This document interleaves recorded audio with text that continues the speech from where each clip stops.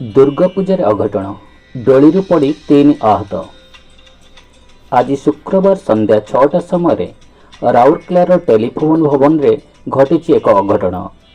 संध्या समय पूजा चलुवा बेले डोली पड़ी 3 जन आहत होबार खबर पहुंची। आहत मानक डाक्तरखाना को नेबार व्यवस्था करा जायछि। प्राप्त खबर अनुसार जड़े महिलार अंटा भांगी जाइथिबा बेले अन्य 2 जन मध्य आहत होइचंती। एही खबर पाई रघुनाथपल्ली विधायक दुर्गाचरण तंती और डीएसपी पुष्पांजलि नेंगी घटनास्थल पहुंची आहत मानक हॉस्पिटल नेबार व्यवस्था करथिले।